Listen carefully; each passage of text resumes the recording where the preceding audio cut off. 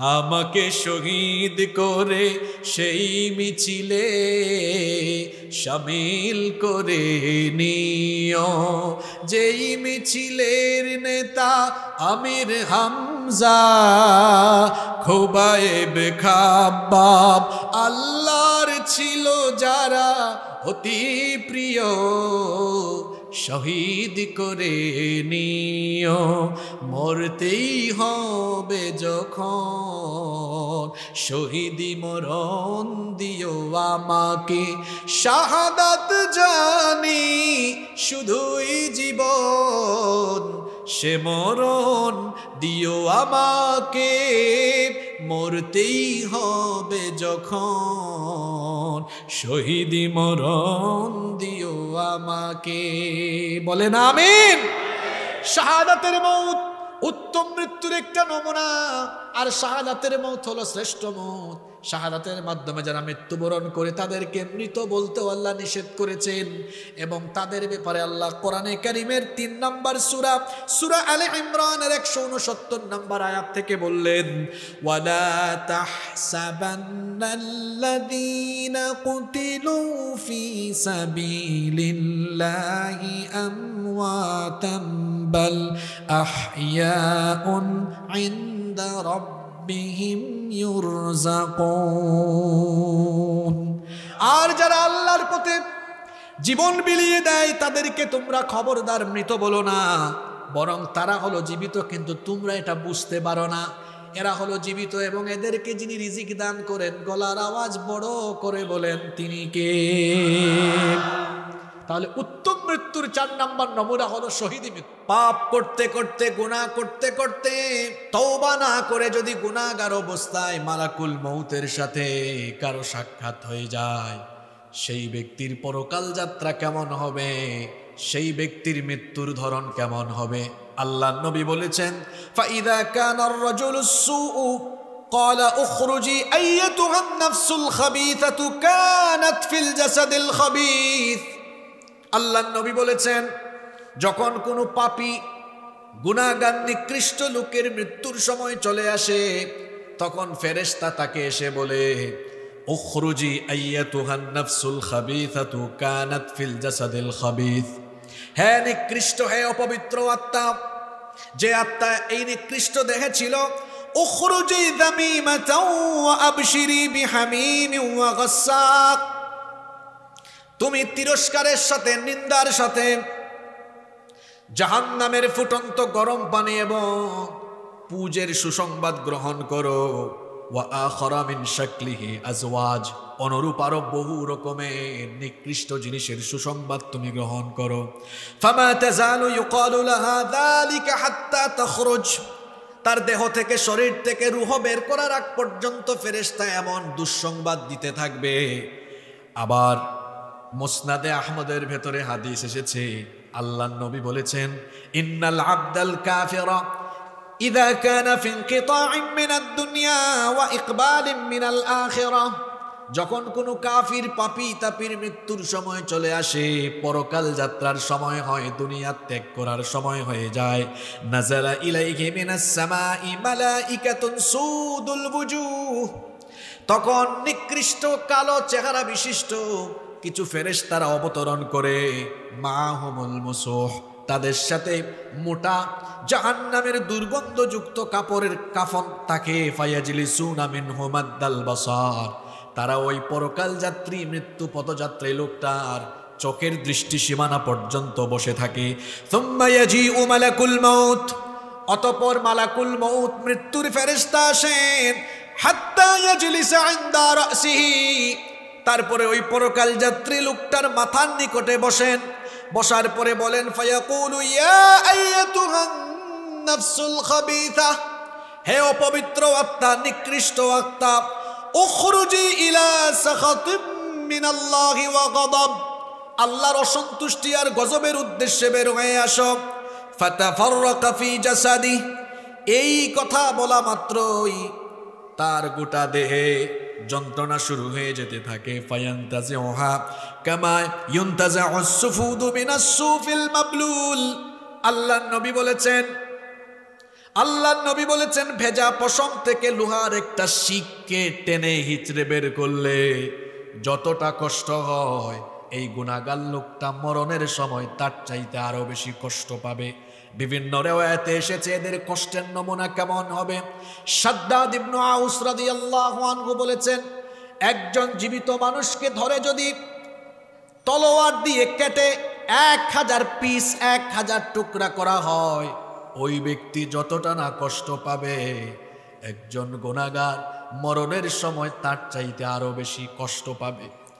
অন্য রিওয়ায়াতে এসেছে পাপী তাপীরা মৃত্যুর সময় এত কষ্ট পাবে। ও যুবক ভাইরা, নামাজ কেমনে ছাড়েন? মাদকের সাথে তথ্য প্রযুক্তির অপব্যবহার করে পর্নোগ্রাফিতে আসক্ত হয়ে কি করে গুনাহ করেন? এরকম গুনাহগার অবস্থায় যার মরণ হবে। অন্য রিওয়ায়াতে এসেছে একজন জীবিত মানুষকে উত্তপ্ত কড়াইয়ের মধ্যে তেল ঢেলে সেখানে ফেলে দিলে সে যতটা না কষ্ট পাবে, ওই খারাপ লোকটা, গুনাহগার লোকটা মৃত্যুর সময় তার চাইতে আরো বেশি কষ্ট পেতে থাকবে। মৃত্যুর ফেরেশতা মালাকুল মউত তার দেহ থেকে রূহ টেনে বের করবে কেমনে? পা থেকে স্টার্ট করবে, যখনই চামড়ায় হাত দিবে রূহ গিয়ে চামড়ার নিচে লুকাবে। আর সাথে থাকা ফেরেশতারা এই লোকটাকে কষ্ট দিয়ে দিয়ে, পাপী লোকটাকে আযাব দিয়ে দিয়ে রূহটা কবজ করবে। কোরআনে কারীমের 8 নম্বর সূরা সূরাতুল আনফালের 50 নম্বর আয়াতে আল্লাহ তাআলা বলছেন, ওয়ালাউ তারা ইয ইয়াতাওয়াফাল্লাযীনা কাফারুল মালাইকাতু يضربون وجوههم وأدبارهم وذوقوا عذاب الحريق। আল্লাহ তাআলা বলছেন, যদি আপনি দেখতেন কাফেরদের মৃত্যুর সময়ে ফেরেশতারা তাদের চেহারার উপরে আর পিঠের মধ্যে আঘাত করে করে কেমনে তাদের রূহ কবজ করে। আবার আল্লাহ তাআলা কোরআনে কারীমের 6 নম্বর সূরা সূরাতুল আনআমের 93 নম্বর আয়াতের মাঝের অংশে বললেন, ওয়ালাউ তারা ইযিয যালিমুনা ফি গামারাতিল মাউতি ওয়াল মালাইকাতু বাসিতু আইদিহিম আখরিজু আনফুসাকুমুল ইয়াওমা তুজজাউনা আযাবাল হুনি বিমা কুনতুম তাকুলুনা আলাল্লাহি গায়রাল হক وكنتم عن آياته تستكبرون। আল্লাহ তাআলা বলছেন, ও নবী আপনি যদি দেখতেন জালেমরা যখন মৃত্যুর সময় চলে যায়, মৃত্যুর কষ্টে পড়ে যায়, ফেরেশতা এমন ভাবে তাকে আঘাত করতে থাকে, এমন ভাবে তাকে কষ্ট দিতে থাকে। একটা সময় ফেরেশতা কষ্ট দিতে দিতে তারপরে বলে, এই জালেম তোর জান তুই নিজেই এবার বের কর। এই রকম করে কষ্ট দিয়ে দিয়ে অপমানজনক অবস্থায় তার মৃত্যু হয়। কোরআনে আল্লাহ বলেছেন, যারা গুনাহগার অবস্থায় দুনিয়া থেকে বিদায় নিবে এদেরকে অপমানের মৃত্যু যিনি দান করবেন, জোরে বলেন তিনি কে? অপমানের মৃত্যু থেকে পানা চাইবেন, ইজ্জতের হায়াত আল্লাহর কাছে চাইবেন, ইজ্জতের মৌত আল্লাহর কাছে চাইবেন। পৃথিবীতে এমন বহু মানুষ আছে বেইজ্জত হয়ে বাঁচে, বেইজ্জত হয়ে মরে। বলেন তো সমাজের মধ্যে এমন নমুনা আছে না নাই? আরো জোরে বলেন আছে না নাই? এজন্য আল্লাহর কাছে সবসময় ইজ্জত চাইবেন, সম্মান চাইবেন, কারণ ইজ্জত সম্মান দেওয়ার একমাত্র মালিক যিনি, জোরে বলেন তিনি কি? যে যখন এই গুনাহগার লোকটাকে কষ্ট দিয়ে দিয়ে রূহ কবজ করা হবে, এই পাপী লোকটা তখন চিৎকার করে করে বলবে, ফেরেশতারা এত কষ্ট দাও কেন? ফেরেশতারা বলবে, তুই তো জালেম ছিলি, গুনাহগার ছিলি। কোরআনে কারীমের 16 নম্বর সূরা সূরাতুন নাহালের 28 নম্বর আয়াতে রব্বুল আলামিন বলছেন, আল্লাযীনা তাতাওয়াফাহুমুল মালাইকাতু যালিমি আনফুসিহিম ফাআলকাউস সালামা মা কুন্না না'মালু মিন সু বালা ইন্নাল্লাহা আলীমুম বিমা কুনতুম তা'মালুন। আল্লাহ তাআলা বলছেন, এই জালেমরা যখন মৃত্যুপথযাত্রী অবস্থায় থাকবে, তখন তারা ফেরেশতাদেরকে বলবে, কেন আমাদেরকে এত কষ্ট দাও? মা কুন্না না'মালু মিন সু, আমরা তো কোনো খারাপ কাজ করি নাই, আমরা কোনো পাপ করি নাই, আমরা কোনো গুনাহের কাজ করি নাই।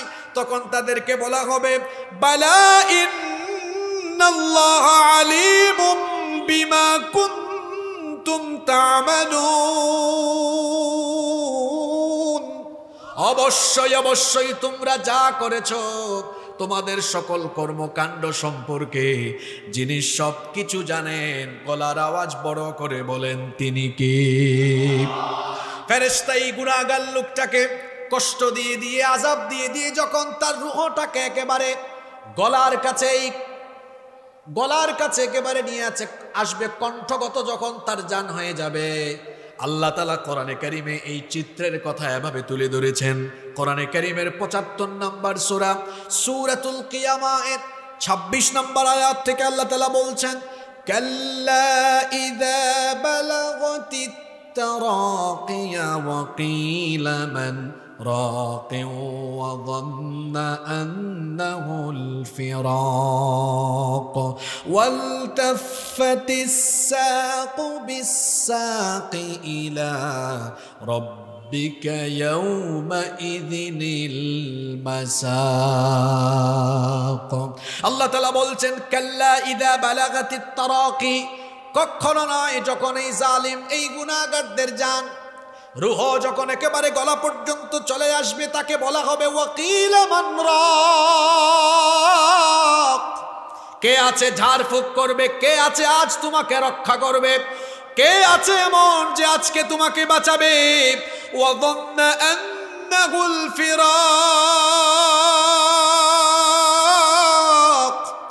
এই গুনাহগার লোকটা বুঝে ফেলবে আজ আমাকে কেউ রক্ষা করতে পারবে না। সে নিজেই তখন মৃত্যুর জন্য প্রস্তুত হয়ে যাবে। প্রস্তুতি নিয়ে কি করবে? আল্লাহ পরের আয়াতে বলেছেন, ওয়ালতাফাতিস সাকু বিস-সাক, সে সঙ্গে সঙ্গে তার দু পায়ের গুছা ছেড়ে দিবে, মৃত্যুর জন্য রেডি হয়ে যাবে।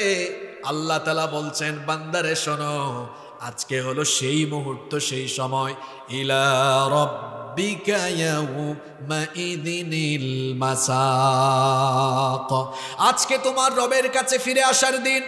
মৃত্যুর ফেরেশতা এইভাবে করে গুনাহগার এই লোকটাকে কষ্ট দিয়ে দিয়ে, আযাব দিয়ে দিয়ে যখন তার রূহ কবজ করে ফেলবে, ফাইদা আখাযাহা, আল্লাহর নবী বলেছেন, হাদিসটি মুসনাদে আহমদে এসেছে, ফাইদা আখাযাহা লাম ইয়াদউহা ফি ইয়াদিহি তারফাতান আইনিন হাত্তা ইয়াজআলুহা ফি তিলকাল মুসুহ। আল্লাহর নবী বলেছেন, চোখের দৃষ্টি ফেলতে যতটা দেরি হয়, তার চাইতে আরো কম সময়ে ফেরেশতা এর রূহটাকে জাহান্নামের কাফনের মধ্যে মুড়ায় ফেলবে। যখনই এই গুনাহগার লোকটার দেহ থেকে আত্মা বের হয়ে আসবে আর জাহান্নামের কাফনে সেটা পেঁচানো হবে, দুনিয়ার সবচাইতে নিকৃষ্ট দুর্গন্ধ এই লোকটার রূহ থেকে তখন বের হতে থাকবে। যখন জাহান্নামের ফেরেশতারা এই লোকটার রূহ নিয়ে আকাশের পানে রওনা করবে, ফেরেশতারা বলবে, কাকে নিয়ে যাও? তার রূহ থেকে এত দুর্গন্ধ ছড়ায় কেন? ফেরেশতারা পরিচয় করিয়ে দিবে, হাদা ফুলান ইবনে ফুলান, এটা অমুক ব্যক্তির ছেলে অমুক, নিকৃষ্ট নামে পরিচয় করিয়ে দিবে। আর ফেরেশতা বলে বেড়াবে, লোকটা বেনামাজি ছিল, মদখোর ছিল, জুয়াখোর ছিল, সুদখোর ছিল, মানুষের হক নষ্ট করত, এই পাপ করত, গুনাহ করত, এই জন্য কঠিন অবস্থায় মৃত্যু হয়েছে, তার রূহ থেকেও আজকে দুর্গন্ধ ছড়াচ্ছে। ফেরেশতারা লানত দিতে থাকবে। এইভাবে করে জাহান্নামের ফেরেশতারা তার রূহ নিয়ে যেতে যেতে যেতে যেতে যখন প্রথম আসমানের দরজার কাছে যাবে, আসমানের দারোয়ান ফেরেশতার কাছে পারমিশন চাইবে, আকাশের দরজাটা খুলে দাও। প্রথম আসমানের দারোয়ান ফেরেশতারা বলবেন, নেভার এভার, কখনো নয়, এই গুনাহগারের জন্য, এই গুনাহগার পাপী লোকটার জন্য আসমানের দরজা খোলা হবে না। এর কারণ হলো, এটা আল্লাহর ঘোষণা।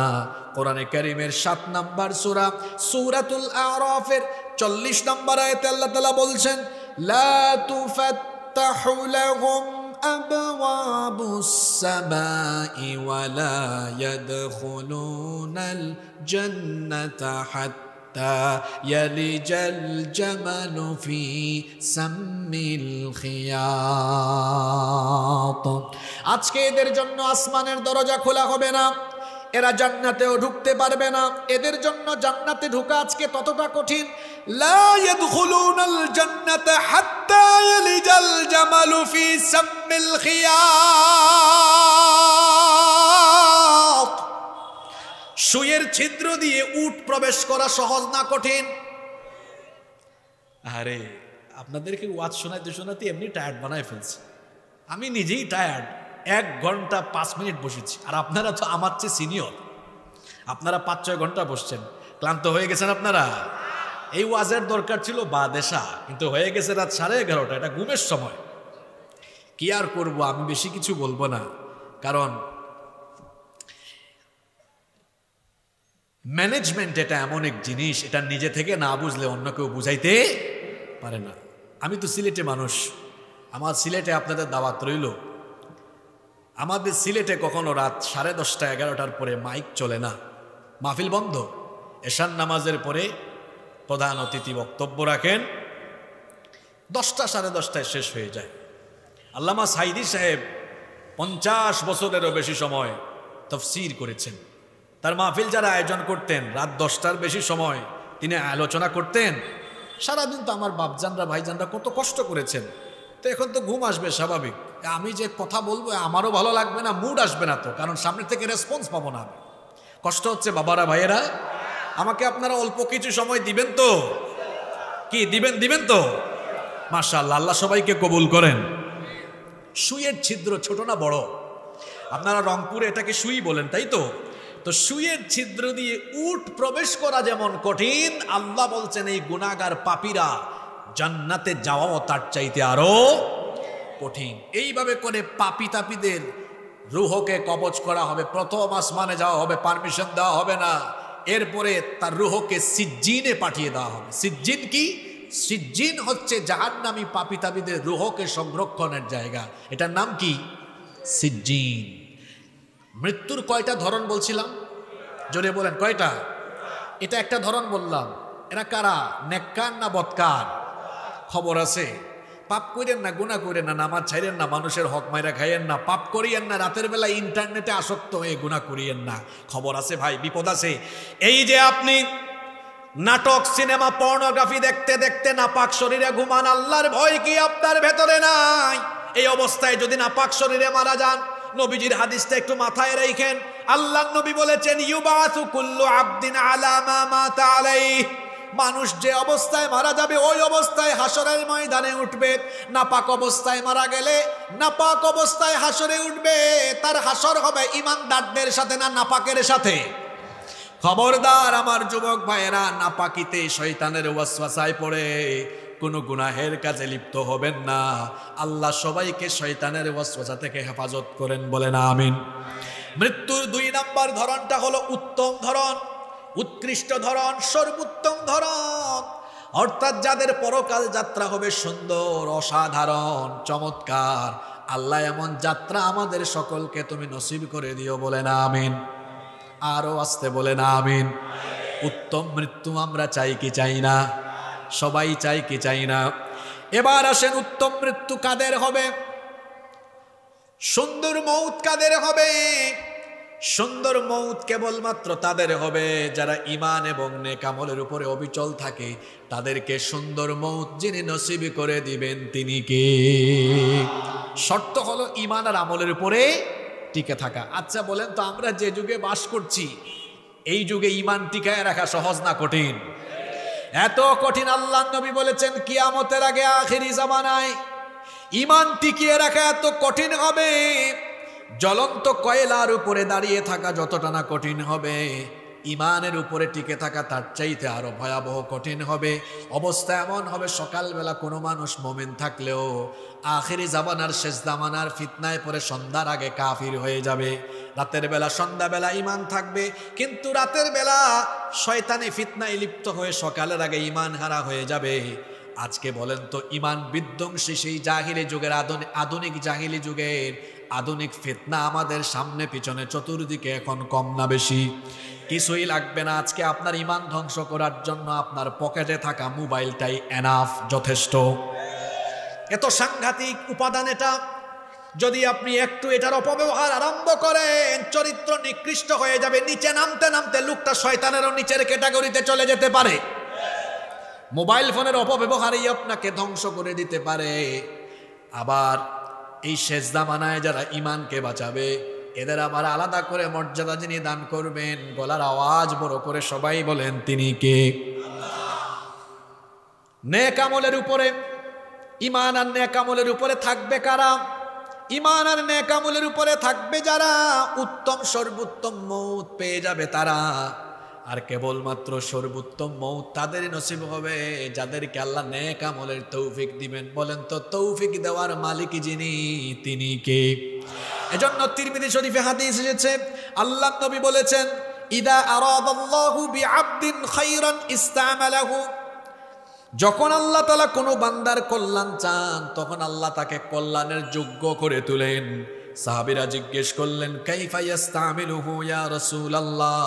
আমরা বলি সাল্লাল্লাহু আলাইহি ওয়াসাল্লাম, ওগো আল্লাহর রাসূল, কি করে আল্লাহ তাআলা কোনো বান্দাকে কল্যাণের যোগ্য বানান, কল্যাণের জন্য কোয়ালিফাইড বানান?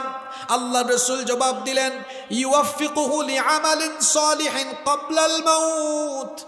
আল্লাহ যখন কোনো বান্দাকে কল্যাণের যোগ্য করে বানাতে চান, আল্লাহ তাআলা ওই ব্যক্তিকে তার মরণের আগ পর্যন্ত নেক আমল করার তৌফিক দান করে দেন। হাদিসটা কি বুঝতে পেরেছেন? আমি আবার রিপিট করি, কারণ খুব গুরুত্বপূর্ণ কথা এটা। আল্লাহ যার কল্যাণ চান, আল্লাহ তাকে মরার আগ পর্যন্ত আল্লাহ নিজের দয়ায় তাকে নেক আমলের তৌফিক দান করে দেন। আল্লাহ আমাদেরকে তুমি তাদের কাতারে শামিল করে দাও। এটা কেমন একটা উদাহরণ দেই, বুঝবেন। শোনেন, একটু বুঝার চেষ্টা করেন। একটা ছোট্ট সন্তান, তার বয়স 3 বা 4 বছর, শুনতেছেন আপনারা? 3 বা 4 বছর বয়স একটা বাচ্চা। এই বাচ্চাটা পুকুরে চলে যায়, তাকে না আটকালে, না ধরলে পুকুরে নেমে যাবে। আচ্ছা বলেন তো, এই বাচ্চাটাকে এভাবে দেখলে তার মা বাবা তাকিয়ে থাকবে নাকি ধরে আনবে? ধরে আনবে না? ধরে আনবে। কারণ এই বাচ্চার প্রতি তার মা বাবার অন্তরে দয়া আছে না নাই? এখন বলেন তো, মা বাবার দয়া বেশি না আল্লাহর দয়া বেশি? আল্লাহর দয়া কত বেশি? হাদিস, দয়াকে আল্লাহ 100 টুকরা করেছেন। এরপরে 1 টুকরা এখানের সবাইকে নয়, শুধু তামাম দুনিয়ার সবাইকে আল্লাহ 1 টুকরা ভাগ করে দিয়েছেন। তার মানে আমিও পাইছি এই 1 টুকরা ভাগ হইয়া যতটুকু পাওয়া যায় ততটুকু। 100 থেকে 1 গেলে বাকি থাকে কত? এই 99 টুকরা দয়া কার কাছে রেখেছেন? জোরে বলেন, কার কাছে? তো মা যদি এই 1 টুকরা দয়া থেকে অল্প একটু পাইয়া সন্তানকে পানিতে যাতে না পড়ে ফিরাইয়া আনে, যারা আল্লাহর প্রিয় বান্দা হয়ে যায়, আল্লাহ তাআলা তখন দয়া করে তাকে জাহান্নামের রাস্তা থেকে ফিরাইয়া জান্নাতের পথে পরিচালিত করে। সুবহানাল্লাহ। এটা কাদের জন্য হয়? যারা আল্লাহকে ভয় করে। আল্লাহ তুমি আমাদেরকে তাদের কাতারে নিয়ে যাও, বলেন আমিন। সেই সকল ইমানদাররা যারা ইমানের উপর আর নেক আমলের উপর অবিচল থাকতে থাকতে, নেক আমল করতে করতে, নামাজ আদায় করতে করতে, দান সদকা করতে করতে, নেকির কাজ করতে করতে, ইসলামী আন্দোলন করতে করতে, ভালো কাজ করতে করতে, হঠাৎ করে একদিন মালাকুল মউত তার সামনে চলে আসলেন।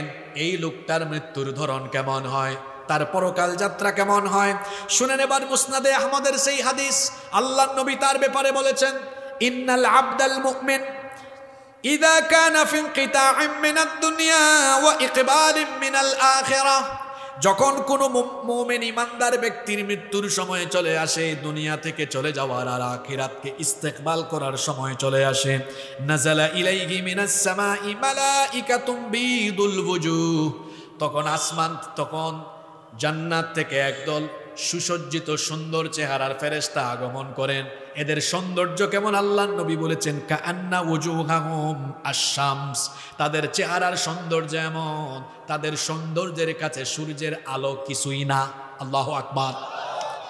এই রকমের ফেরেশতারা এই নেককার লোকটার কাছে আগমন করবে। তাদের সাথে কি থাকবে? আল্লাহর নবী বলেছেন, মাআহুম কাফানুম মিন আকফানিল জান্নাহ। তাদের সাথে থাকবে জান্নাতের কাফনের কাফর, ওয়া হানুতুম মিন হানুতিল জান্নাহ। আর তাদের সাথে থাকবে জান্নাতের সুগন্ধি, জান্নাতের পারফিউম। হাত্তা ইয়াজলিসু মিনহু মাদ্দাল বাসার। এরা এসে ওই নেককার লোকটার চোখের দৃষ্টিসীমানার সামনে বসবে। সুম্মা ইয়াজিউ মালাকুল মাউত। এরপরে মালাকুল মউত মৃত্যুর ফেরেশতা আসবেন, হাত্তা ইয়াজলিসা ইনদা রাসিহি, মালাকুল মউত এসে এবার এই নেককার লোকটার মাথার কাছে বসবেন। আসার পরে ধমকাবেন না, তিরস্কার করবেন না, আসার পরে সুন্দর করে একটা সালাম তাকে দিবেন। সুবহানাল্লাহ কইতে মন চাইল না। ফেরেশতা কি দেয়?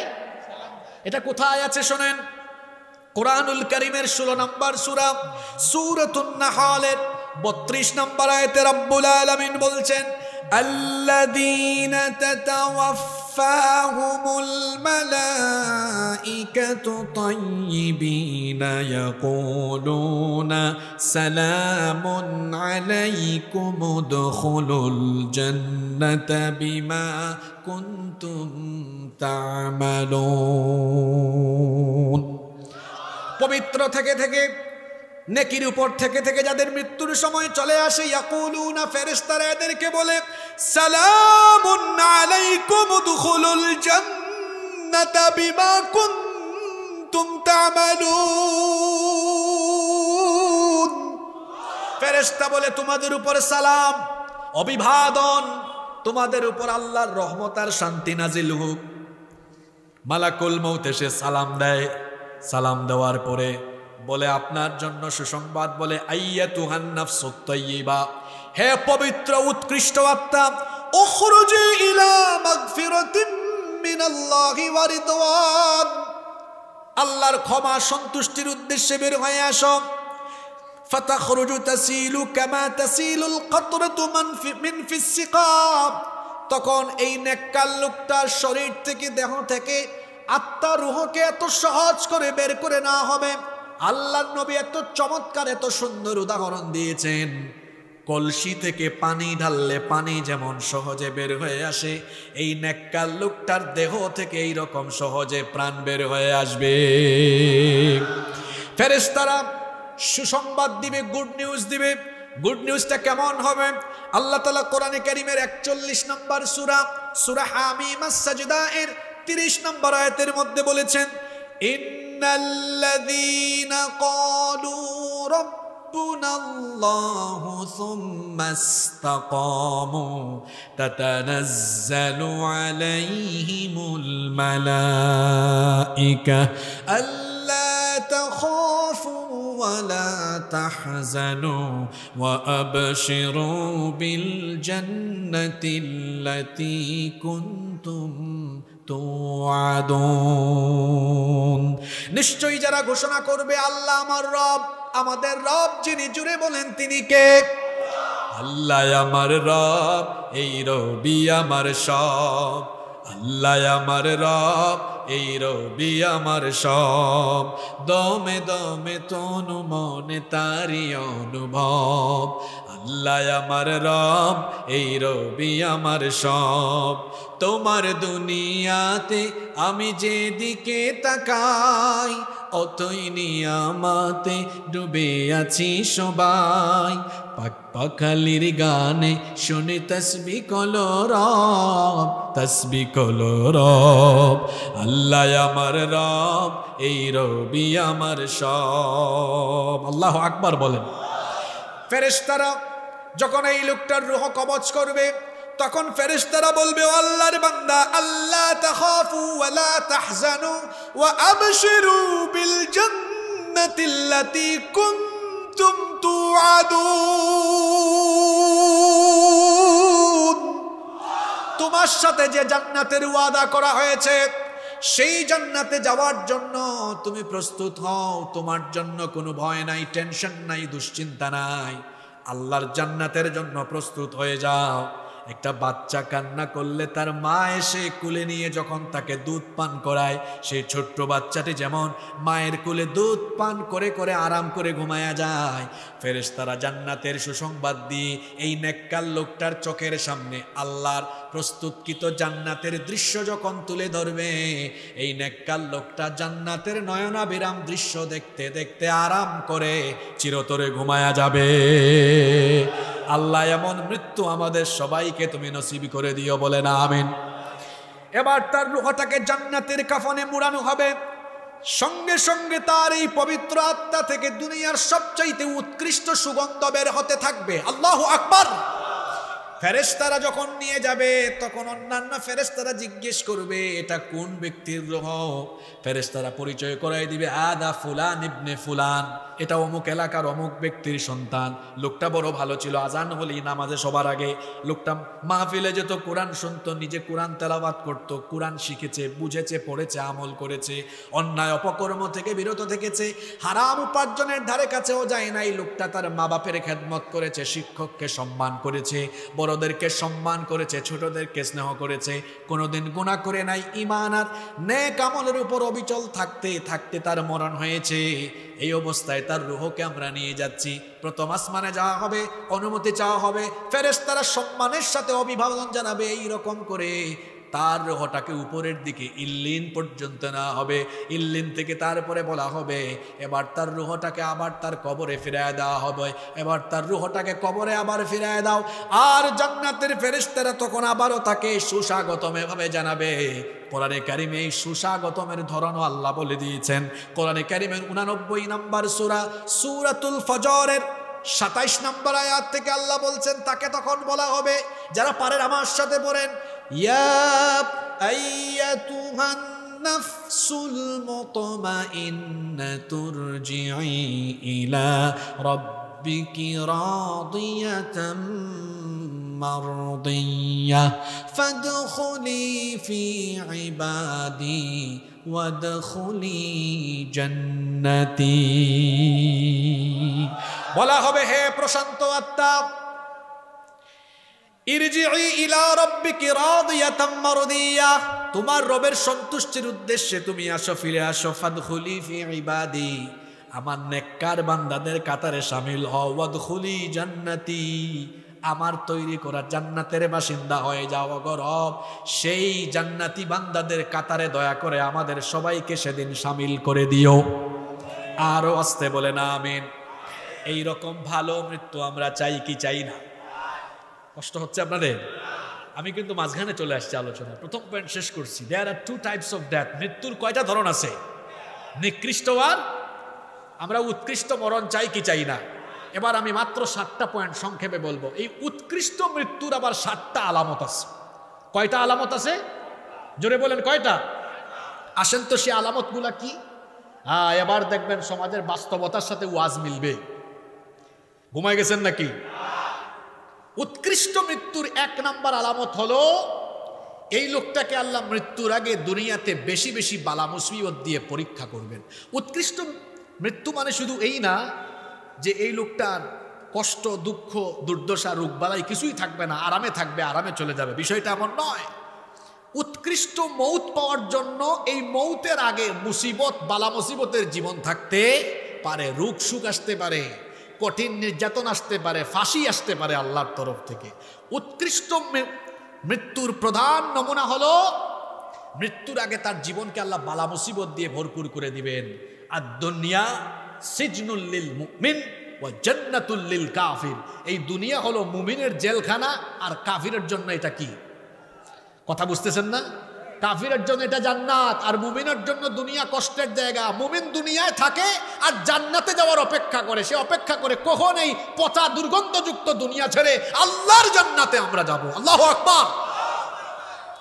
উৎকৃষ্ট মৃত্যুর 1 নাম্বার নমুনা হলো মরণের আগে তার জীবনে বালা মুসিবত, পরীক্ষা থাকবে, কম না বেশি। এবার আসেন সরাসরি হাদিস শরীফ থেকে শুনি। বুখারী শরীফের হাদিস, আল্লাহর নবী বলেছেন, মান ইউরিদিল্লাহু বিহি খায়রান ইউসিবু মিন, আল্লাহ যে ব্যক্তির কল্যাণ চান সেই ব্যক্তির জীবনে মুসিবত, পরীক্ষা, বালা মুসিবত, দুঃখ, দুর্দশা, কষ্ট দেন বেশি। তার মানে আল্লাহ যাকে ভালোবাসেন যত বেশি তাকে পরীক্ষা করেন তত। অনেক মানুষ বলে এই লোকটারে জেলখানা এত বছর ঢুকায় রাখছে, এই লোকটারে ফাঁসি দিছে, মনে হয় তলে তলে কিছু করছে। আপনি উল্টা বুঝছেন। আল্লাহ যাকে বেশি পছন্দ করেন তার জীবনে আল্লাহ বেশি বেশি মুসিবত দেন না কম দেন? জোরে বলেন, কম না বেশি? আমাদের জীবনে এরকম মুসিবত আসতে পারে, ভালো মৃত্যুর নিদর্শন হিসাবে আসতে পারে। আপনারা এই জন্য প্রস্তুত আছেন না নাই?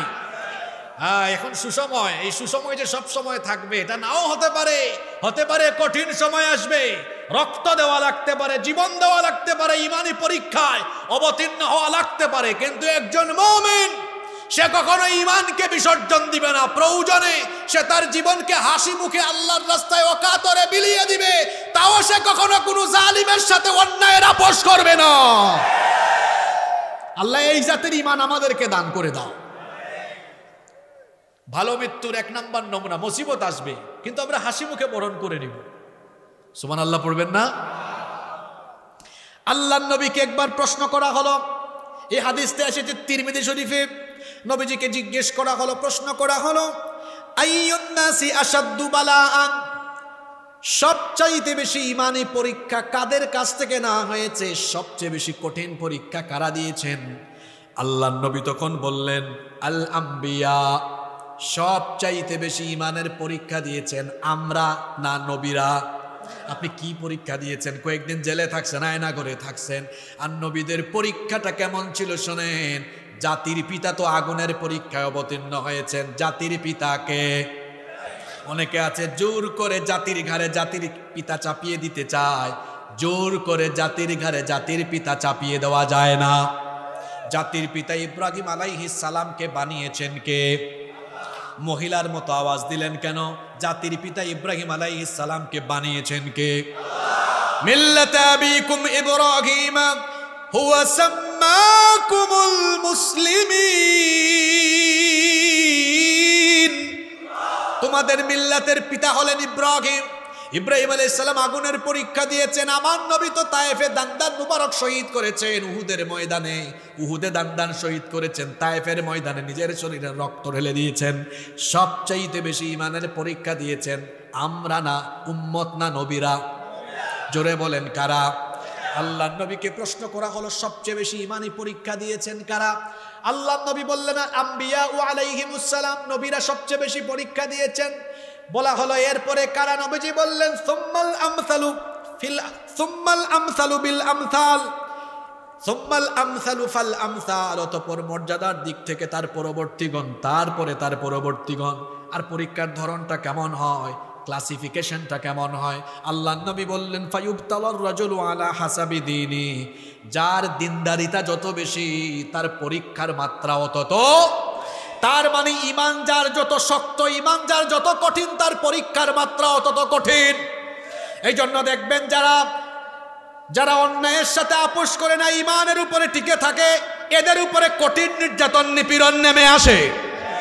কিন্তু যতই নিপীড়ন আসুক না কেন, আমরা কখনো মাথা নোয়াবো না, কারণ আমরা কেবলমাত্র মাথা নোয়াই একজনের কাছে। জুড়ে বলেন তিনি কি? ভালো মৃত্যুর প্রধান লক্ষণ হলো, এই ভালো মৃত্যুটা আসার আগে জীবনের রোগ বালাই, দুঃখ দুর্দশা, নির্যাতন নিপীড়ন, বালা মুসিবত, বিপদ আপদ দিয়ে আমাদেরকে পরীক্ষা করবেন কে? এরকম পরীক্ষা আমাদের জীবনে আসলে পরীক্ষার জন্য প্রস্তুত আমরা আছি না নাই? ভালো মৃত্যুর 2 নাম্বার নমুনা হলো, উত্তম মৃত্যুর 2 নাম্বার নমুনা হলো, মৃত্যুর সময় কপাল হালকা ঘেমে যায়। তিরমিজি, নাসাই, মুসনাদে আহমদ বিখ্যাত হাদিসের 3 গ্রন্থে একযোগে এই হাদিসটি বর্ণিত হয়েছে। আল্লাহর নবী বলেছেন, আল মুমিনু ইয়ামুতু বিআরাকিল জাবিন, মুমিন ব্যক্তি কপালের মধ্যে মৃদু হালকা ঘাম নিয়ে মৃত্যুবরণ করে। এই ঘটনাটা আপনারাও জানেন। আমার নবী মরণের আগে, আমার নবী মৃত্যুর আগে প্রচন্ড রকম ঘামাচ্ছিলেন। তিনি তখন বলেন, আয়েশা গো, একটু পানির পাত্রে হালকা পানি নিয়ে আসো, আমার গায়ে প্রচন্ড জ্বর এসেছে। আল্লাহর নবী তখন পানির পাত্রে হাত ভিজিয়ে কপালটা মুছতেছিলেন। আল্লাহর নবীর কপাল ঘেমেছিল। এরকম বহু সাহাবীরাও আছেন মৃত্যুর সময় যাদের কপাল ঘেমেছিল। আল্লাহর নবী এটাকে বলেছেন, এটা ভালো মৃত্যুর সাইন, ভালো মৃত্যুর নিদর্শন। ভালো মৃত্যু, উত্তম মৃত্যুর নিদর্শন হলো সেই মৃত্যু পদযাত্রী ব্যক্তি মরণের সময় হালকা মৃদু ঘাম নিয়ে মৃত্যুবরণ করে। সুবহানাল্লাহ। 3 নাম্বার ভালো মৃত্যুর 3 নাম্বার নমুনা হলো, আল্লাহর নবী বলেছেন, ভালো মৃত্যুর আরেকটা নমুনা হলো, মৃত্যুটা হতে পারে জুমার রাতে বা জুমার দিনে। আল্লাহর নবী বলেছেন, মা মিন মুসলিমিন ইয়ামুতু ইয়াউমাল জুমআতি আও লাইলাতাল জুমআতি ইল্লা ওয়াকাহুল্লাহু ফিতনাতাল কবর। তিরমিজি শরীফের হাদিস। আল্লাহর নবী বলেছেন, যে ব্যক্তি জুমার রাতে অথবা জুমার দিনে মারা যাবে, তাকে কবরের ফিতনা থেকে যিনি বাঁচিয়ে দিবেন তিনি কি? তবে আবার ভুল বুঝিয়েন না, জুমার রাতে তো অনেক বেঈমানেরও মৃত্যু হয়। জুমার রাতে তো, জুমার দিনে তো অনেক বেঈমানের মৃত্যু হয়, হয় না? তাই বলে কি সে জান্নাতি? না। এই জুমার রাতে জুমার দিনে মারা গেলে জান্নাত পাওয়ার শর্ত হলো ইমানের উপর থেকে ইমান নিয়ে মারা যাওয়া। শর্তটা কি? ইমান নিয়ে মারা যাওয়া। আমার আপনার ইমান তো সকাল বিকাল চলে যায়, এমন এমন কাজ কারবার করি আমরা। নাম্বার 4, কষ্ট হচ্ছে আপনাদের? ভালো মৃত্যুর 4 নাম্বার নিদর্শন হলো শহীদি মৃত্যু, শাহাদাতের মৃত্যু। আর সবচাইতে শ্রেষ্ঠ মৃত্যু হলো শাহাদাতের মৃত্যু। আপনি যদি রোগে মারা যান, অসুখে বিসুখে মারা যান, রাস্তায় আপনি যদি অসুখে বিসুখে মারা যান, অথবা যে কোনোভাবে যদি আপনি স্বাভাবিকভাবে মারা যাচ্ছেন, তো বলেন তো আপনি হাসরের ময়দানে তার বিচার হবে কি হবে না? আরো জোরে বলেন, হবে কি হবে না? হিসাব হবে কি হবে না? কিন্তু একমাত্র মৌত, একমাত্র মৌত, একমাত্র মৌত হলো শাহাদাতের মৌত, যে মৌতের পরে কোনো হিসাবও হয় না, বিচারও হয় না। শহীদদেরকে আল্লাহ তাআলা বিনা হিসাবে বিনা বিচারে জান্নাত দান করে দেন। হিসাবও নাই, বিচারও। আচ্ছা, এইরকম মৃত্যু আপনারা চান কি চান না? আপনারা চাইলে চান বা না চাইলে না, আমি জানি না কে চান, কিন্তু রসুল কি বলেছেন শুনেন। আমার রসুল বলেছেন, আমার মনটা চায় জিহাদের ময়দানে গিয়ে আমি শহীদ হয়ে যাই, আবার আমাকে জীবন দেওয়া হলে আমার মনটা চায় আবার গিয়ে শহীদ হয়ে যায়, আবার আমাকে জীবন দিলে আমার ইচ্ছা হয় আবার গিয়ে শহীদ হয়ে যায়। এই রকম করে শহীদ হওয়ার জন্য নবীজি এবং তার সাহাবীরা আকাঙ্ক্ষা ব্যক্ত করেছেন। ওমর রাদিয়াল্লাহু আনহুর নাম তো আমরা সবাই জানি। ওমর ইবনুল খাত্তাব রাদিয়াল্লাহু আনহু কত সুন্দর দোয়া করতেন শুনেন। তিনি বলতেন, আল্লাহুম্মা রযুকনি শাহাদাতান ফি সাবিলিক ওয়াজআল মাউতি ফি বালাদি রাসূলিক। হে আল্লাহ, তুমি এই ওমরকে রসুলের শহরে মৃত্যু দিও, আর অবশ্যই অবশ্যই মৃত্যুর সময় শাহাদাতের মৃত্যু নসিব করে দিও। তার দোয়া আল্লাহ কবুল করেছেন, তিনি শহীদ হয়ে দুনিয়া থেকে গিয়েছেন। সুবহানাল্লাহ। সাহাবীরা শহীদ হওয়ার জন্য পাগল পারা ছিলেন। এই জন্য অনেক সাহাবীর কাহিনী আমরা জানি, যারা বাসর ঘরে নতুন বউয়ের সাথে প্রেম রোমান্স না করেই শহীদ হয়েছেন। আল্লাহু আকবার। আর আমাদের যুবকেরা কেমন, বসকে বলে, বস আমাকে কিন্তু আগামী 1 মাসের ছুটি দিতে হবে। কেন? নতুন বিয়ে করছি, বউয়ের সাথে তো বহু জিনিস আছে, আমার বহু জায়গায় ঘুরতে যাইতে হবে, বহু ফাংশন আছে। কি ঠিক আছে না কথা? আর রসুলের এমন বহু সাহাবী আছেন। হানজালা রাদিয়াল্লাহু আনহুর কাহিনী তো আপনারা জানেন। শুধু হানজালা রাদিয়াল্লাহু আনহু নয়, ওই যে মুতার যুদ্ধের আরেকজন সাহাবী ছিলেন আব্দুল্লাহ বিন রাওয়াহা, তিনিও বিয়ে করে বউয়ের সাথে বাসর করেন নাই। যুদ্ধের ডাক এসেছে, নতুন বউ ফেলে রেখে জিহাদের ময়দানে গিয়ে শহীদ হয়ে আল্লাহর জন্য জীবন বিলিয়ে দিয়েছেন। আল্লাহু আকবার। যুবক তরুণ ভাইয়েরা, এই বাংলাদেশে কোরআনের রাজ প্রতিষ্ঠার জন্য এরকম মুহূর্ত আসতে পারে। রক্ত জীবনের দরকার হতে পারে, শাহাদাতের দরকার হতে পারে। যদি রক্ত জীবন আর শাহাদাতের দরকার হয়, আল্লাহর রাহে জীবনকে কুরবান করে দিতে কারা কারা রাজি আছেন? আল্লাহরে হাত দেখান।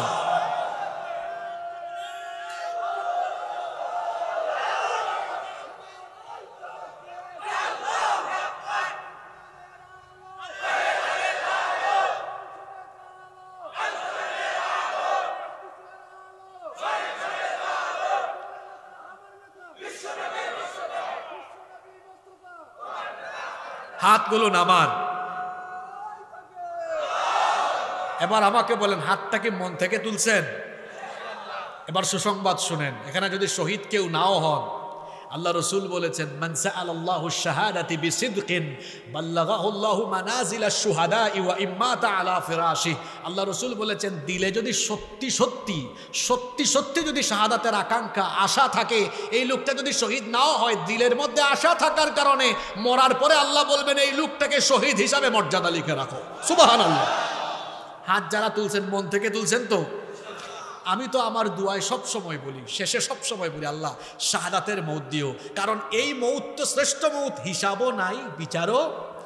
আমাকে শহীদ করে সেই মিছিলে শামিল করে নিও, যেই মিছিলের নেতা আমির হামজা, খোবায়েব খাব্বাব, আল্লাহর ছিল যারা অতি প্রিয়, শহীদ করে নিও, মরতেই হবে যখন শহীদি মরণ দিও আমাকে।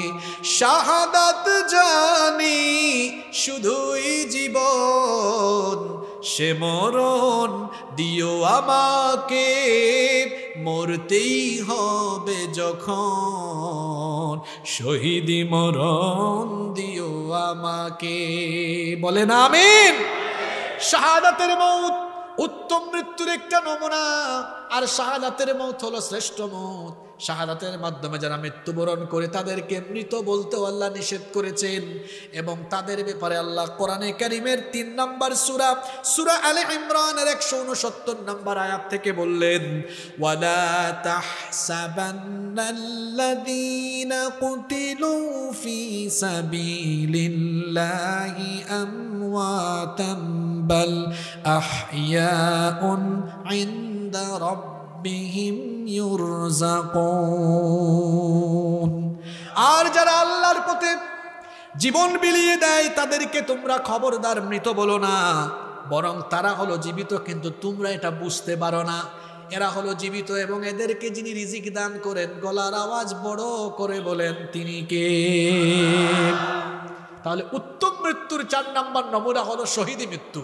তবে আল্লাহর রাস্তায় জিহাদের মাঠে গিয়ে শহীদ না হয়েও এমন কিছু মৃত্যু আছে যেই অবস্থায় মারা গেলে শহীদি মৌতের মর্যাদা পাওয়া যায়।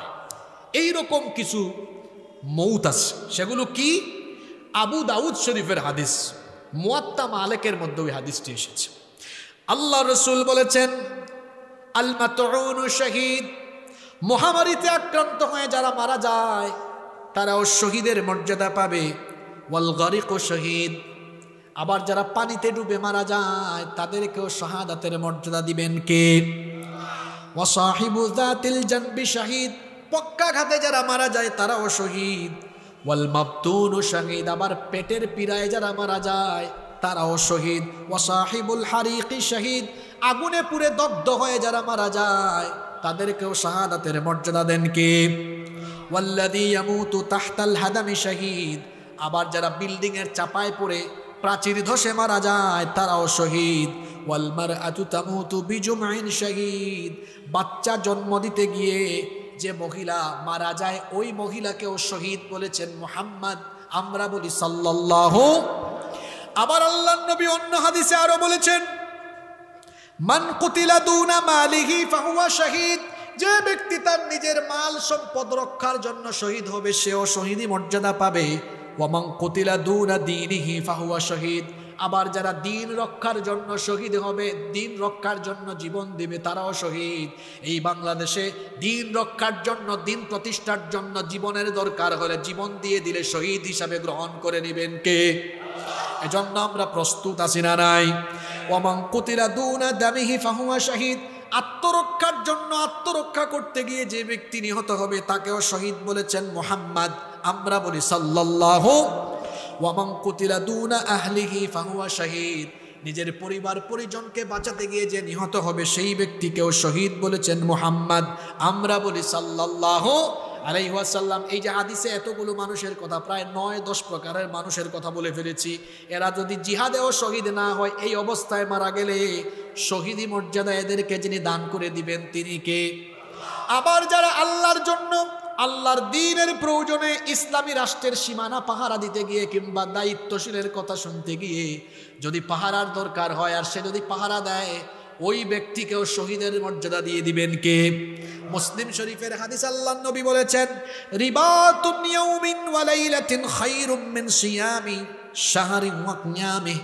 আল্লাহর নবী বলেছেন, আল্লাহর রাস্তায় আল্লাহর দ্বীনের জন্য প্রয়োজন পড়লে কেউ যদি 1 রাত অথবা 1 দিন পাহারা দেয়, সেটা 1 মাসের রোজা কিংবা 1 মাসের তাহাজ্জুদের চাইতেও উত্তম। সুবহানাল্লাহ। আল্লাহর নবী আরো বলেছেন, ওয়া ইম্মাতা জারা আলাইহি আমালুহু আল্লাযী কানা ইয়ামালুহু ওয়া উজরিয়া আলাইহি রিজকুহু ওয়া আমিনাল ফাত্তান।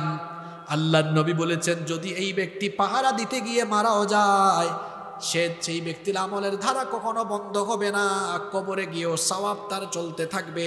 শুধু তাই নয় তাকে আল্লাহ শাহাদাতের রিজিক দান করে দিবেন এবং কিয়ামতের দিন আযাব আর গজবের সকল ফিতনা থেকে বাঁচিয়ে তাকে যিনি জান্নাত দান করে দিবেন তিনি কে? কয়টা পয়েন্ট বলছি? 4টা বলছি। কয়টা? 4টা। ভালো মৃত্যুর 5 নাম্বার নমুনা হলো সৎ আমলের উপর থাকা, নেকির কাজ করতে করতে মারা যাওয়া। এজন্য মুসনাদে আহমদে হাদিস এসেছে, আল্লাহর নবী বলেছেন, মান ক্বালা লা ইলাহা ইল্লাল্লাহু ইবতিগা ওয়াজহিল্লাহি খুতিমা লাহু বিহা দাখালাল জান্নাহ। আল্লাহর নবী বলেছেন, যে ব্যক্তি লা ইলাহা ইল্লাল্লাহর ঘোষণা দিয়ে এর উপর অবিচল থেকে যার হুসনে খিতাম হয়, যার জীবন শেষ হয়, তাকে জান্নাত দিবেন কে? আবার শুনেন ও বেনামাজি ভাইরা, নামাজ আর ছাইরেন না, কথাটা শুনেন। ওয়ামান সাল্লা সালাতান ইবতিগা ওয়াজহিল্লাহ খুতিমা লাহু বিহা দাখালাল জান্নাহ। আল্লাহর নবী বলেছেন, যে ব্যক্তি আল্লাহর সন্তুষ্টির জন্য নামাজ আদায় করে আর নামাজি হয়ে মৃত্যুর সময় আসে নামাজি হয়ে যে ব্যক্তি দুনিয়া থেকে যায়, ওই ব্যক্তিকেও যিনি জান্নাত দিয়ে দিবেন তিনি কে? ও আমার যুবক ভাই, যে ঈমান আপনাকে ঘর থেকে বের করে মসজিদে আনতে পারে না, এই দুর্বল ঈমান আপনাকে জান্নাতের ধারে কাছেও নিতে। ফজরের সময় ঘুমায় থাকেন আর জোহরের সময় ঘুম থেকে উঠেন, কেমন করে ঘুমাও তুমি ফজর করে কাজা, এমন তো হতে পারে জোহরে জানাজা। হতে পারে কি পারে না? খবরদার নামাজ ছাইরেন না। আল্লাহর নবী বলেছেন, যার মধ্যে নামাজ নাই তার মধ্যে ঈমান নাই। রাত 1টা পর্যন্ত ওয়াজ শুনে গিয়েছে, ফজরের নামাজে হাজির হয় নাই, তার এই ওয়াজ শোনার কোনো ফায়দাই নাই। ওয়াজ হলো নফল, নামাজ হলো ফরজ। ওয়াজ আগে না নামাজ আগে? রাগ কইরেন না, এখানে বহু আল্লাহর কুতুব আছে এশার নামাজ পড়ে নাই কিন্তু ওয়াজ শুনতেছে এখনো পর্যন্ত। আবার ঠিকও বলছে, কেমন ভদ্র মানুষ। খবরদার খবরদার খবরদার, নামাজ ছাড়বেন না। মহিলা প্যান্ডেলে যে মা বোনেরা, আল্লাহ আমাদেরকে নামাজি বানিয়ে দাও। এরপরে আল্লাহর নবী বলেছেন, ওয়ামান সামা ইয়াওমান ইবতিগা ওয়াজহিল্লাহি খুতিমা লাহু বিহা দাখালাল জান্নাহ। আল্লাহর নবী বলেছেন, যে ব্যক্তি আল্লাহর সন্তুষ্টির জন্য রোজা রাখে আর এই রকম অবস্থায় তার মৃত্যু হয়, তাকেও জান্নাত দিয়ে দিবেন কে? ওয়ামান তাসাদদাকা বিসাদাকাতিন ইবতিগা ওয়াজহিল্লাহ খুতিমা লাহু বিহা দাখালাল জান্নাহ।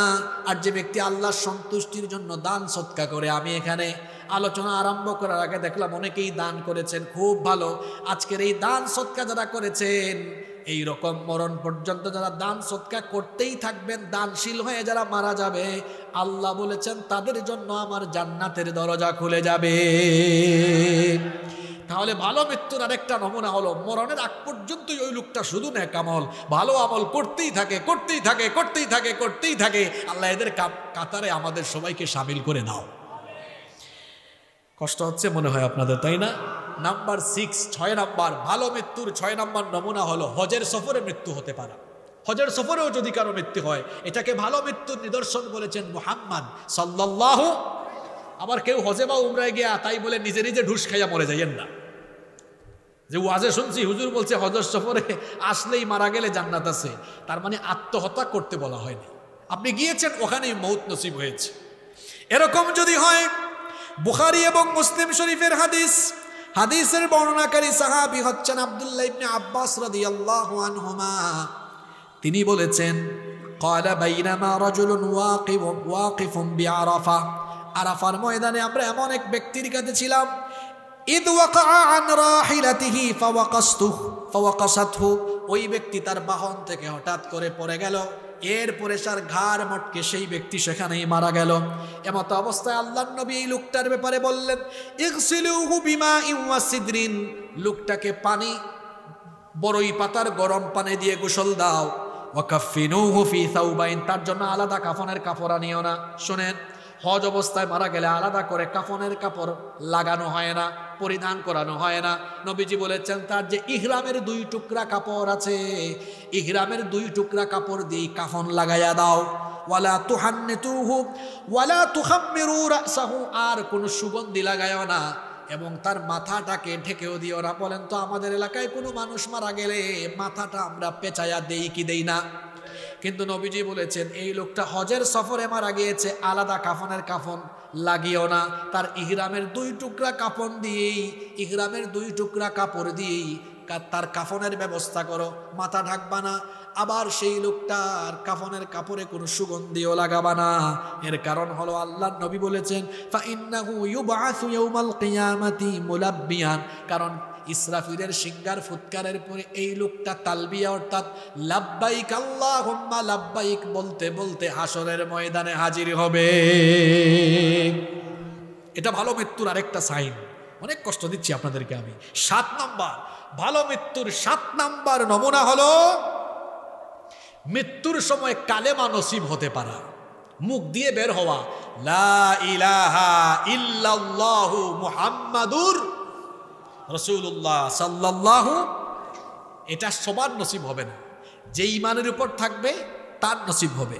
আল্লাহর নবী বলেছেন মান কানা আখিরু কালামিহি লা ইলাহা ইল্লাল্লাহু দাখালাল জান্নাহ, যেই ব্যক্তির আখেরি কালেমা হবে তাওহীদের কালেমা, সেই ব্যক্তির ঠিকানা গন্তব্য হবে জান্নাত।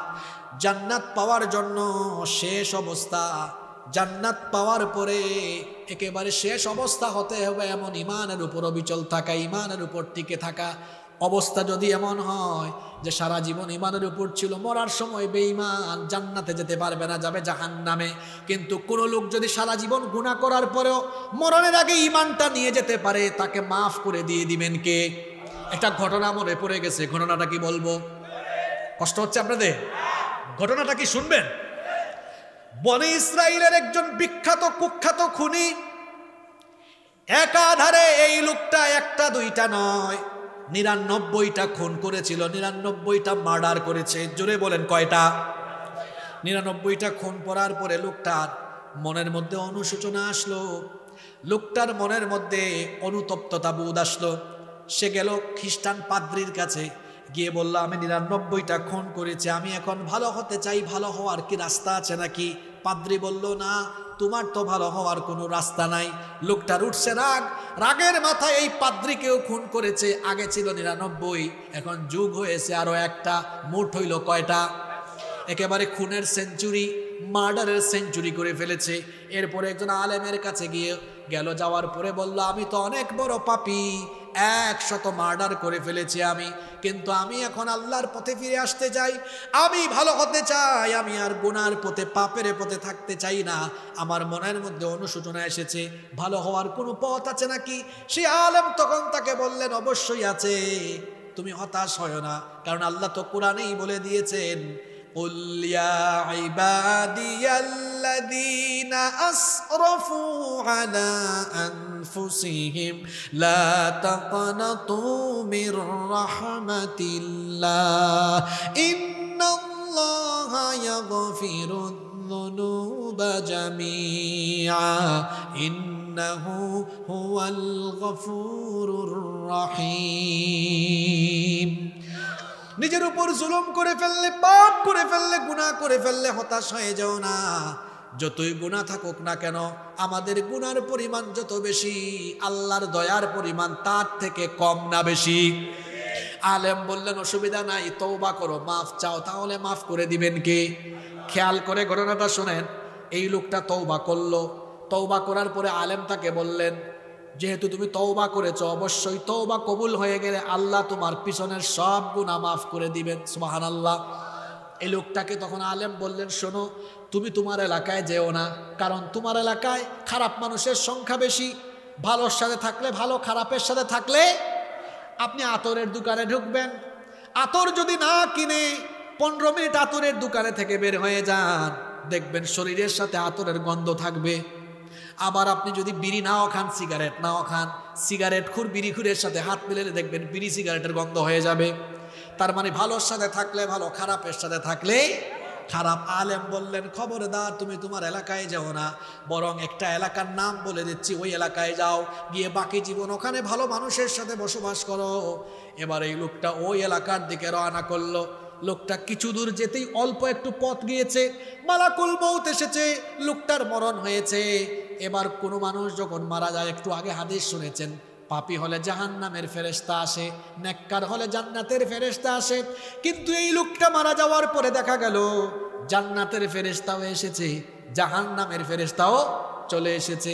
জান্নাতের ফেরেশতারা জিজ্ঞেস করছে জাহান্নামের ফেরেশতাদেরকে, তোমাদের এখানে কাজ কি, তোমরা আসছো কেন? জাহান্নামের ফেরেশতারা জান্নাতি ফেরেশতাকে বলে, তোমরা আসছো কেন? এখন জান্নাতি ফেরেশতা বলে, লোকটা তওবা করেছে এজন্য এসেছি, তাকে আল্লাহ মাফ করে দিয়েছেন, তোমরা আসছো কেন? জাহান্নামের ফেরেশতারা বলে, লোকটা 100 মার্ডার করেছে, জাহান্নামে নিতে এসেছি। দুই গ্রুপের ফেরেশতা তর্ক আরম্ভ করেছে। মধ্যস্থকারী আল্লাহ আরেকজন ফেরেশতা পাঠালেন, বললেন, শুনো, দুই গ্রুপ তর্ক করো না। এই লোকটাকে আলেম যে বলেছিলেন একটা ওই ভালো এলাকার দিকে যাওয়ার জন্য, দেখো তো লোকটা যেই জায়গায় মৃত্যুবরণ করেছে ওই জায়গা থেকে ওই এলাকার দূরত্ব কম না বেশি? যদি এলাকার দূরত্ব কম হয়, তাহলে এই এলাকার দূরত্ব যদি কম হয় তাহলে লোকটাকে জান্নাতি ফেরেশতারা নিয়ে যাও, আর দূরত্ব যদি বেশি হয় তাহলে জাহান্নামে নিয়ে যাও। প্রকৃত অর্থে লোকটা ওই এলাকা থেকে বহু দূরেই ছিল, কিন্তু লোকটা যেহেতু তওবা করেছে আর আল্লাহ তওবাও কবুল করেছিলেন, এই জন্য ফেরেশতারা যখন মাপা আরম্ভ করেছে, আল্লাহ তখন নিজের দয়ায় মৃত্যুর ওই জায়গা থেকে ওই এলাকাকে আল্লাহ তাআলার নিকটবর্তী করে দিলেন। লোকটা সারা জীবন করছে গুনাহ, কিন্তু মরার আগে কি নিয়ে গিয়েছে? ঈমান নিয়ে গিয়েছে। কি নিয়ে গিয়েছে?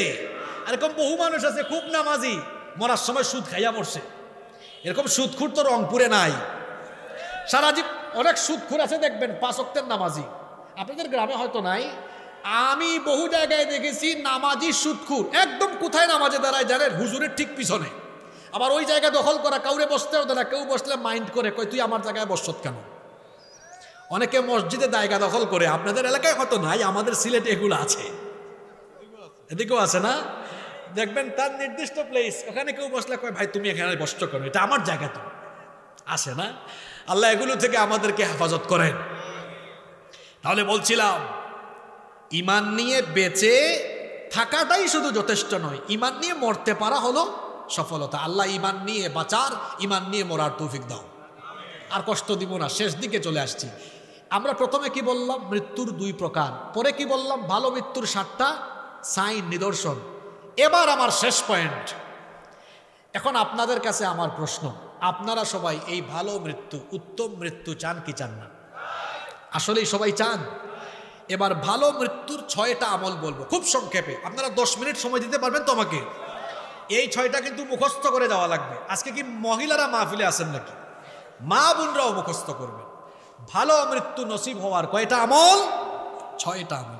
1 নাম্বার আমল হলো সালাত, নামাজ সহ সকল নেক আমলের উপরে দৃঢ়ভাবে অবিচল থাকে। আজান পড়েছে, যত গুরুত্বপূর্ণ কাজ থাকুক, আমি ব্যবসায়ী, জলছত্র হারা গেছে, ধন, এরপরে কি বলে রংপুরে দোকান আছে, আজান হয়েছে, কাজ বন্ধ, আগে নামাজ। আমি খেতে গিয়েছি, জমিনে গিয়েছি, হাল চাষ করছি, ফসলের মাঠে কাজ করছি, আজান হয়েছে, কাজ বন্ধ, আগে নামাজ। ওই যে 10 মিনিট আগে একটা হাদিস পড়ছিলাম, নামাজ, রোজা, দান, সদকা, অর্থাৎ নেকামল করতে করতে মালাকুল মউত হাজির হলে এরকম নেকামল করে যারা দুনিয়া থেকে যায়, এই ভালো মৃত্যুর মাধ্যমে তাদের জন্য জান্নাতের দরজা ওপেন হয়ে যায়। তাহলে কথা দেন, আজকে থেকে আর নামাজ ছাড়বেন না। রাজি আছেন? কারা কারা রাজি নাই দেখি হাত তুলেন। মাশাআল্লাহ, ওই একজন চাচা হাত তুলছেন। চাচা জীবাণু আসছে, কেউ একটু বাদাম খাওয়ান চাচারে, একটু কামড়া কামড়ি করলে, চাবাচুবি করলে ঘুম যাইতে পারে, একটু বাদাম বা মটর দেন। বাকিরা ঠিক আছেন আলহামদুলিল্লাহ। নামাজ আর ছাড়বো না, এই ওয়াদা কি আল্লাহর সাথে করা যায়?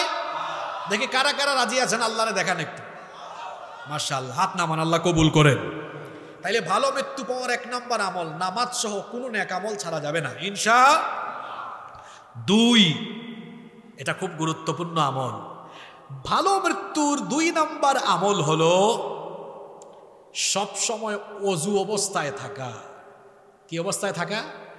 বড় বড় বুজুর্গ ব্যক্তিরা, আমরা আমাদের অনেক উস্তাদ, অনেক পীর মাশায়েখদের সুহবতে যখন যাই, দেখি আল্লাহর বান্দা ওযু ছাড়া কখনোই থাকে না। জিজ্ঞেস করি, আপনি সবসময় ওযু অবস্থায় থাকেন কেন? এই হাদিসগুলো আমাদেরকে মনে করায় দেন আর বলেন তোমরা অজুরত অবস্থায় থাকিও। আল্লাহ তৌফিক দেন আমাদেরকে। নবীজির খাদেম। আচ্ছা বলেন তো আপনি কেমন, আপনার ব্যাপারে আপনার বউয়ের পরে সবচেয়ে ভালো জানবে কে? খাদেম। খাদেম আপনার স্টাফ। রসুলের খেদমত করেছেন 10 বছর। নাম হলো আনাস ইবনু মালিক রাদিয়াল্লাহু। আনাস রাদিয়াল্লাহু আনহু বলছেন, একদিন রসুল আমাকে বললেন, ইয়া বুনাই, হে আমার প্রিয় সন্তান, ইনিস্তাতাতা আল্লাহ তাবিতা ইল্লা আলা wudu'in, যদি সম্ভব হয় ওযু ছাড়া কখনো থাকিও না, সব সময় ওযুরত অবস্থায় থাকিও। ফাফআল, সব সময় ওযুরত অবস্থায় থাকিও, এর উপর আমল করিও। ফা ইন্নাহু মান আতাহুল মাউত ওয়া হুয়া আলা wudu'in উতিয়া শাহাদা, কারণ ওযুরত অবস্থায় যদি কেউ থাকে আর এই অবস্থায় যদি মৃত্যুর ফেরেশতা আসে, এই লোকটার মরণ হওয়া মাত্রই লোকটাকে আল্লাহ তাআলা শহীদি মৃত্যুর মর্যাদা দিয়ে দিবেন। ভালো মৃত্যুর 2 নম্বর আমল বলছি, সবসময় কি অবস্থায় থাকা? ওযু করলে লাভ আছে না নাই? শোনেন তাইলে আল্লাহর নবীর হাদিস। যখন আমরা ওযু করি যখন মুখে আমরা পানি নিয়ে কুলি করি, কুলি করার সঙ্গে সঙ্গে মুখের সগীরা গুনাহগুলো ওযুর পানির সাথে ঝরে পড়ে যায়।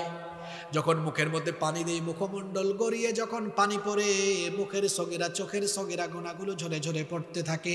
যখন 2 হাত ধৌত করি, পানি বেয়ে পড়ে পানির সাথে 2 হাতের সগীরা গুনাহ ঝরে পড়তে থাকে। যখন 2 পা ধৌত করি, পানি গড়িয়ে পড়ার সাথে সাথে 2 পায়ের সগীরা গুনাহ ঝরে ঝরে পড়তে থাকে। গুনাহ থেকে বাঁচার একটা অন্যতম আমল এবং ভালো মৃত্যু পাওয়ার একটা অন্যতম আমল হলো সবসময় ওযুরত অবস্থায় থাকা। আল্লাহ তৌফিক দান করেন। 3 নাম্বার ভালো মৃত্যু পাওয়ার 3 নাম্বার আমল হলো মহান আল্লাহকে ভয় করে জীবন যাপন করা। কাকে ভয় করা? আল্লাহকে ভয় করলে ওই লোক কি বিপদে যাবে? যাদের হৃদয়ে আছে আল্লাহর ভয়, তারা কভু পথ ভুলে যায় না। আল্লাহর প্রেম ছাড়াই দুনিয়ায় কারো কাছে কোনো কিছু চায় না, কারো কাছে কোনো কিছু চায় না। আল্লাহর ভয় কারো অন্তরে থাকলে মোবাইলের ফিতনায় পড়বে? আল্লাহর ভয় থাকলে ওজনে কম দিবে, খাদ্যে ভেজাল দিবে, গুনাহ করবে না। আল্লাহর ভয়ের ভিত্তিতে যারা জীবন যাপন করবে এদের ভালো মৃত্যু হবে। আল্লাহর ভয় বলতে আপনি কি বুঝেন? আমাদের চারপাশে গুনাহ কম না বেশি? আল্লাহর ভয়ের ব্যাপারে ছোট্ট একটা উদাহরণ দিয়ে দিই। আপনাদের এলাকায় কি বাইম মাছ পাওয়া যায়? খালে বিলে বাইম মাছ? রংপুরে আপনারা এটাকে কি বলেন? বাইম মাছই বলেন, মাশাআল্লাহ। তো বাইম মাছ এটা থাকে কোথায়? কোথায় থাকে? কাদার ভিতরে। কিন্তু এটাকে যখন বের করে মাছ রাখার পাত্রকে আপনারা কি বলেন? খলই। তা আমরার সিলেটি হলোর লগে তো আপনার আর মিল আছে। আমরার ভাষা তো বড় সাংঘাতিক ভাষা, গেলে আপনি কোনটাও বুঝতে নাই। আপনি রংপুর থেকে সিলেট গেলে আপনারে হইবা বাইসা বায়ুকা, বই যাউকা, খাউকা যাউকা, কিছুই বুঝবেন না আপনি। কি সাংঘাতিক ভাষা! তো যাই হোক, এই খলইয়ের বিষয়টা মিল আছে। আপনি বাইম মাছকে তুলে যখন খলইয়ে রাখবেন, বলেন তো তার গায়ে কি তখন কাদা দেখা যায়? মুত্তাকি হবে বাইম মাছের মতো। বাইম মাছ যেমন কাদায় থাকলেও তার শরীরে কাদা লাগে না। আমি সমাজে এমন ভাবে বাস করব, ডানে বামে গুনাহ আর গুনাহ থাকবে, কিন্তু আল্লাহকে ভয় করে এমন ভাবে চলবো কোনো গুনাহ আমাকে টাচও করবে না। আল্লাহু আকবার। এর নাম তাকওয়া। এর নাম কি?